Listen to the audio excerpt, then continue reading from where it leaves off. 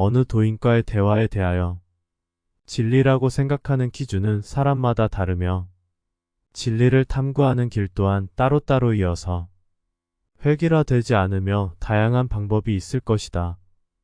이 길에서는 열정과 신념이 핵심 요소이며 누군가 정확히 알려줘도 자신이 직접 체득한 것이 아니라면 손에 잡히지 않아서 확신을 가질 수 없게 된다.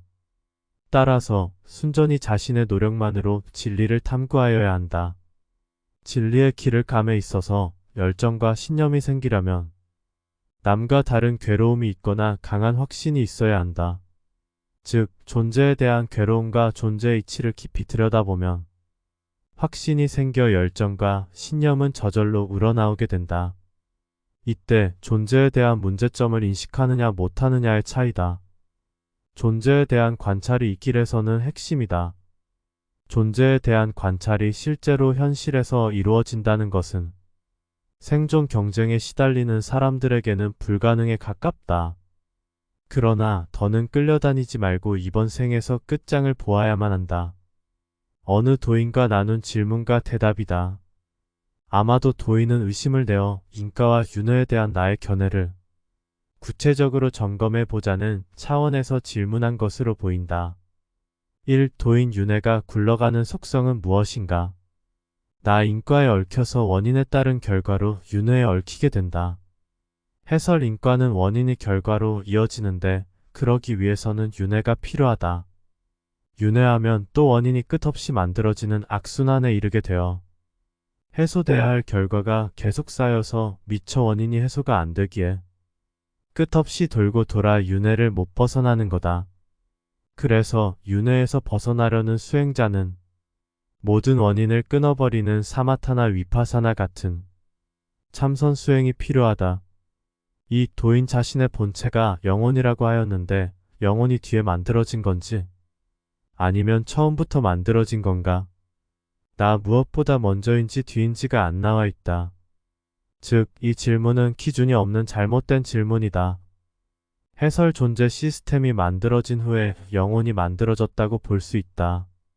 다만 자신의 영혼이 지구 외부에서 들어왔는지 지구 내부에서 만들어진 것인지는 확실치 않다.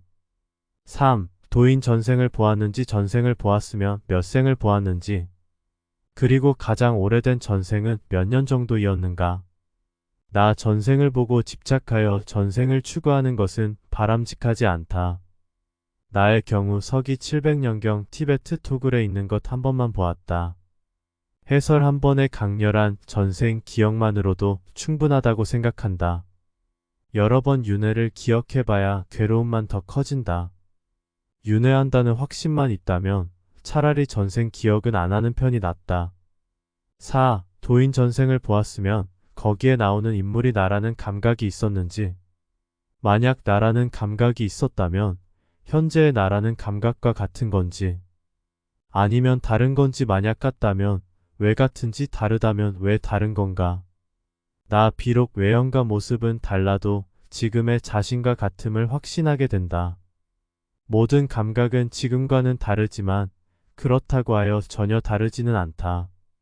그때의 수행은 참선이 대부분이었다. 해설 이렇게 또다시 윤회에 든 이유는 수행이 부족하기 때문이 아니라 존재의 이치와 원리를 몰랐기 때문이다. 즉, 흔들림 없는 텅 빈 마음의 상태 혹은 지금만 있는 상태로는 윤회를 벗어날 수 없다는 것을 몰랐다. 5. 도인 전생을 보았다면 그것이 영상으로 보였는지 아니면 그냥 기억으로 기억하는 건가? 나 우선 윤회의 실제성은 본인이 직접 알아야 한다. 타인이 아무리 정확한 얘기를 해주어도 도움이 안 된다. 영상과 기억을 구별한다는 것은 어려운 일이다.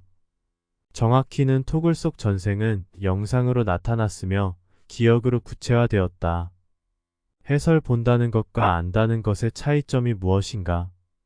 결국 본다는 것과 안다는 것은 모두가 일원성이다. 지금 현재만 일원성인 것이 아니고 일원성에는 과거, 현재, 미래를 모두 담을 수 있다. 따라서 지금 속에는 체험이든 기억이든 모두 들어간다. 단지 무엇이 더 정확한지는 상황과 이치에 따라 다르긴 하다. 인과와 윤회는 존재를 구성하는 핵심 요소이기에 존재를 관할 때는 정도의 차이는 있지만 본다는 것과 안다는 것 모두가 존재이다. 즉, 본다는 것과 안다는 것은 같은 것으로 보아도 무방하다. 아무튼 진리의 길을 찾아간다는 것은 또 다른 형태의 괴로움을 스스로 짊어지는 일이다. 이 길에서 제일 반발이 심한 부류가 도인일 것이다.